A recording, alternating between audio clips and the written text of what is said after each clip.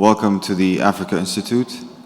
My name is Hassan, and I'm the Associate Director for Administration Operations at the Institute.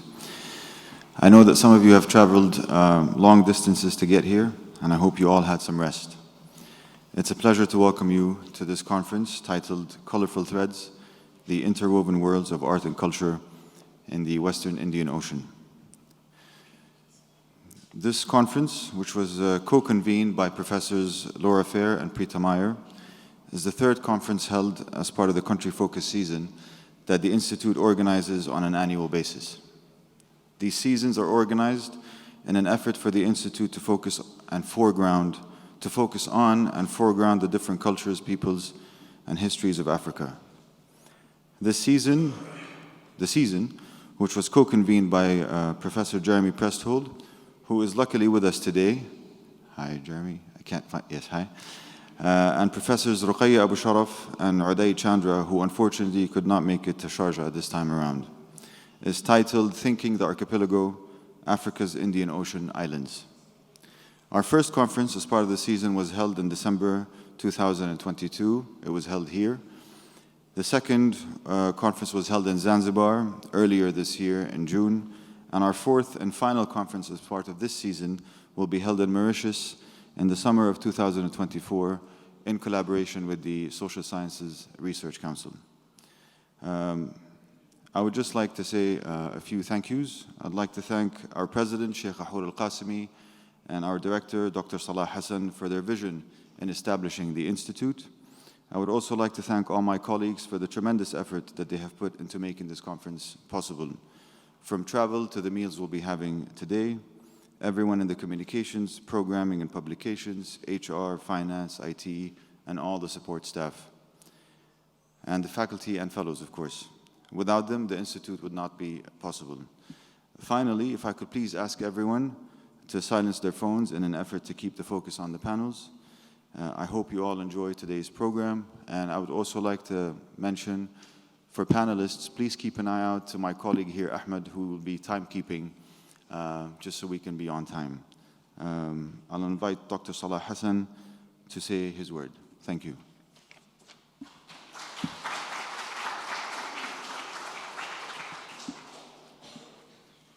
Well, I wanted to thank a lot of people, but I think Satan took care of that, but I will have to actually reiterate some. So, dearest colleagues and esteemed guests, good morning, sabah al-khair. Welcome to Sharjah, and welcome to the Africa Institute of the Global Studies University. The Global Studies University may sound to you big, but it is happening. And just want to mention too that since 2 months ago, that Global Studies University has been decreed, and under which there will be the Africa Institute, followed by the Asia Institute, Oceania Institute, Europe Institute, and the Americas too. So we're going to be studying the whole world. But of course, we cannot accomplish this overnight. It will take years to come. So Hoor cannot make it here today. She's on a mission doing research in Latin America and Cuba. So on behalf of Hoor Qasimi, the president of the GSU, and all my colleagues and staff at the Africa Institute, I wish to welcome you all to our symposium today, Colorful Threads, the Interwoven World of Art and Culture in the Western Indian Ocean, and to thank you so much for taking the time to be here. My role today will be twofold. I will present a very short, brief introduction as a slide presentation about the history of the Africa Institute and the Global Studies University. For some of you who have been here, have seen this presentation, so just take it. I'm doing this just for people who are not really used to the Institute and guests with us, and I thought it's very important for them to know, because I've often been asked, why an Africa Institute or African Studies in the Gulf?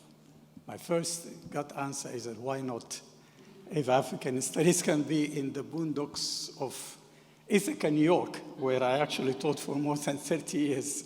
In fact, it's more legitimate to have it here since it's very close to the continent. So, as Sultan mentioned, that our symposium is part of its annual focus season, themed Thinking the Archipelago, Africa's Indian Ocean Island. Of course, Sat'an mentioned that it is convened by Jeremy Pritchard, Rughaya Abu Sharaf, and Uday Chandra. Uday and Rughaya couldn't make it here, but I'm glad to see Jeremy Pritchard and to thank him for all the effort on behalf of this season and for the whole, becoming part of the whole brain that engineered this fantastic season. I also wish to thank them, Uday, and specifically Rughaya, for helping us establish this journal, which is a peer-reviewed journal in collaboration with one of the most prestigious university publishing, which is Duke University. We are having here the second issue of it, and what is interesting about it, talking about the art, instead of it being a very boring review journal, we actually commissioned for each issue an artist to do the cover and to do an interview with the artist, of course, in connection with all the other seriously peer-reviewed articles. So that is one accomplishment that I thought you should know about. So I wish to thank the co-organizers of this symposium, my dear friend and colleague, Professor Preeta Meyer of the Art History Department of New York University, and Laura Fair, Professor of African History in the Department of Middle Eastern Studies, South Asian and African Studies at Columbia. What a long name for a department.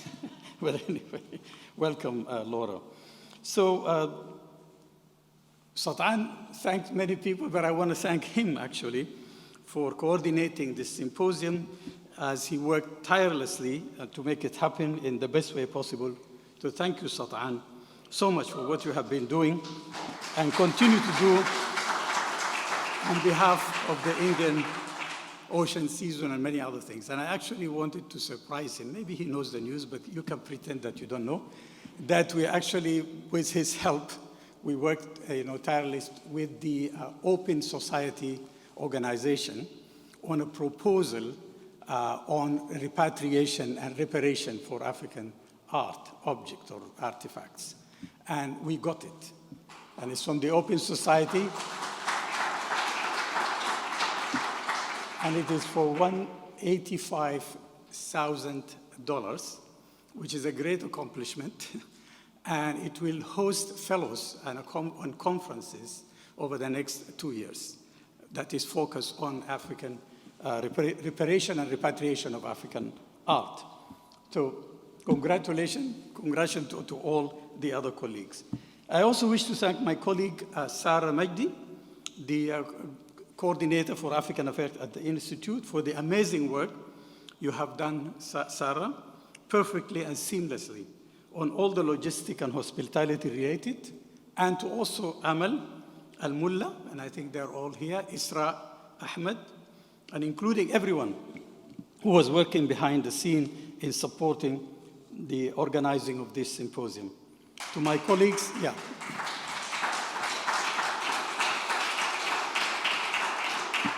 I also wish to thank my colleague Mustafa Adam, who is somewhere here, for doing a great work with the translation, and also to the marketing and communication team whom you will meet during this conference, who have been doing an amazing job to make our presence in social media very well lively. Megna Kalvani, somewhere should be here, okay. Aisha Al-Hamadi, Aisha Mustafa, sorry, not Aisha, Ahmed Mustafa, sorry, and Fatima Al-Marzougi. Now, I just want to give a very brief slide presentation of the Institute, so you know the origin of the Institute and also the GSU. And hopefully some of you will come and retire from the North American or other comfortable settings in the West and join us. You can apply. We have about 4 positions that are open in different fields related to African and African diaspora studies. If you know students, you know colleagues, please let them know that this is a great place and it's the best way to escape the winter, as some of you have done, for a shorter period of time and enjoy this great weather. I've been doing the same for the last 4 years, avoiding Ithaca, New York. Anyway, so is the presentation just require, okay.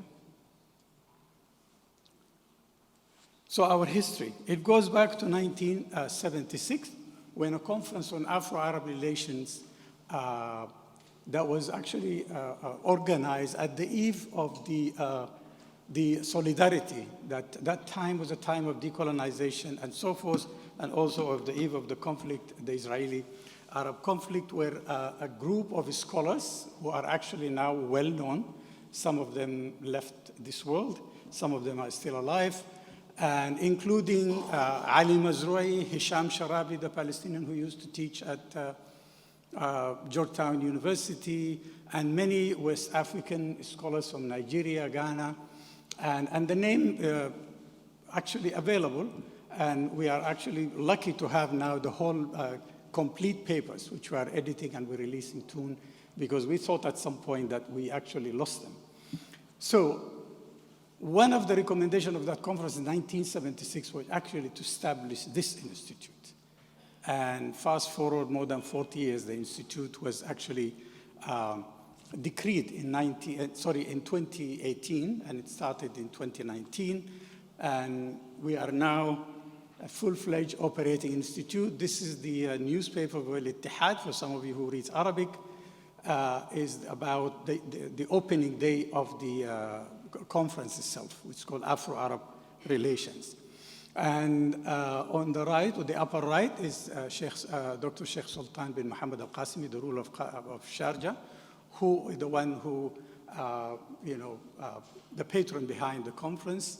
On the right, upper right, is Yusuf Fadl Hassan, who is luckily still with us and still publishes. And there is, for some of you who read Arabic, there's a book about him outside, and several of his books is under translation now with us.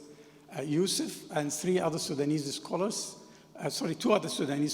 Jamal Muhammad Ahmed, who was a former Minister of Foreign Affairs, but a major intellectual and a writer, and Muhammad Umar Bashir, a well-known political scientist. These are the three who organized that conference and brought together a major group of scholars who are now very well-known in African studies or Arab studies. And these are just seen from the conference then.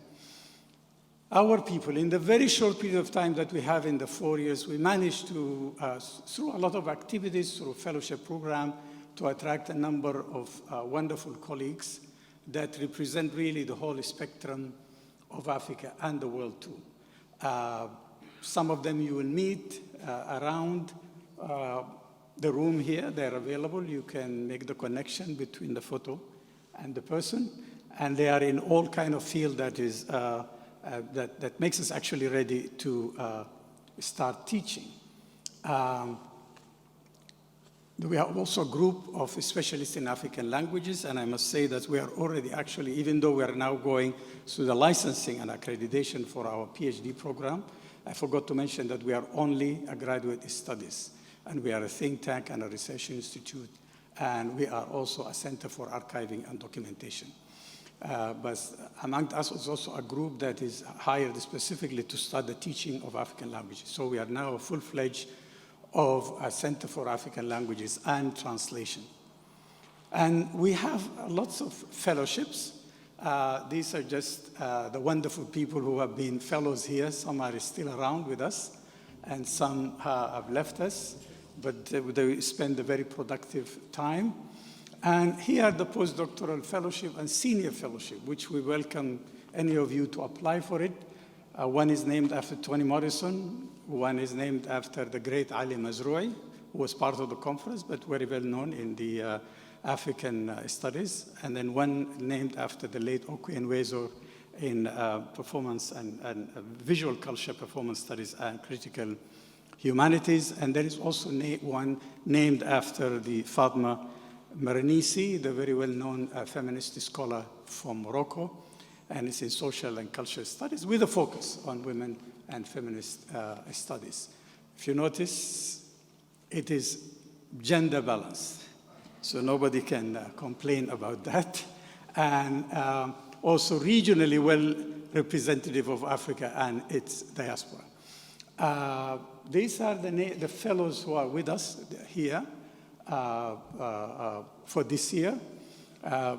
And you could read easily their affiliation. We also established a fellowship of creative writers in residence. Some of the images that you've seen before of some of the people who were part of it.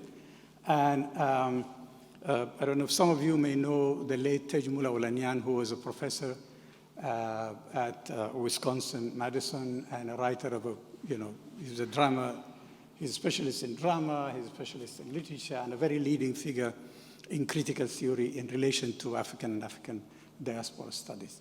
These are the faces of the people who have been with us until just until the end of November. We have this Creative Writers Fellowship named after Tejmula that brings 3 writers, 1 senior and 2 junior, to be together, to be mentoring each other, but also to make presentations.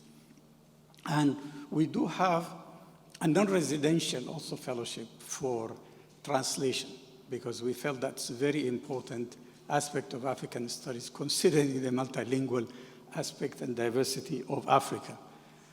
And these are our current fellows for translation.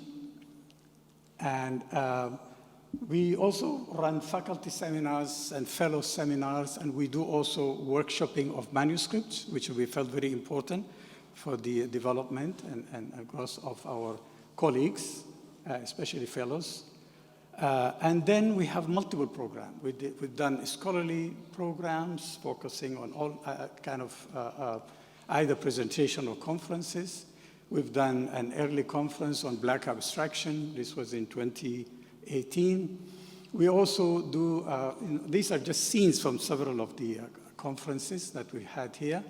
And in doing the country season, as you've seen in the context of the Indian Ocean season, we always commission faculty specialists in the area, and hopefully from the country of origin itself, and so forth.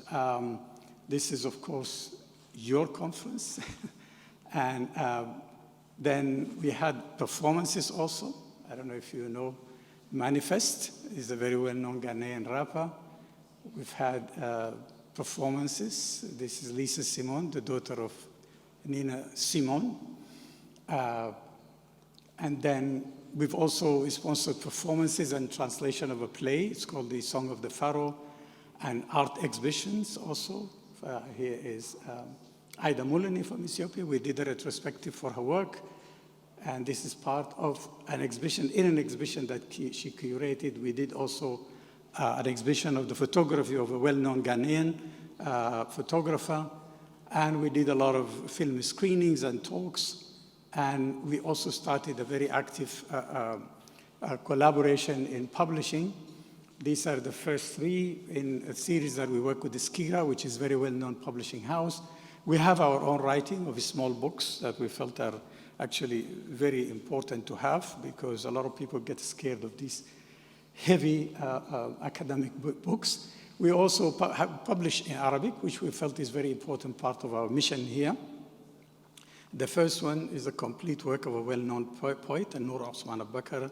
The second one is on a sculptor. And this is the book that I mentioned about Yusuf Fadl, who is the organizer of the first conference of 1976. These are just other publications. We do translation. The first one, for those of you who know Arabic, that's the book by Mustafa Winawi on the Ottoman Scramble for Africa. And of course, the journal, which I mentioned, Monsoon was the first issue, and then the second issue just came out, and we started the languages program, and also these are books on the different languages. We're having a project in collaboration with many language specialists, African language specialists, to do our own textbooks. And these are just some of the collaborations that we have. These are some of the institutions or organizations that we have been collaborating with. And we just started this music program that is initiated by actually a group from Sudan who were in exile, but they opened it up as a school for Afro-Arab music. Anybody here is welcome to join. Several of our colleagues started learning instrument with them, but they also do performances and others. Some of you may have seen it if you have been here. And this is our bookstore also, which you're welcome to visit. It's still in its beginning.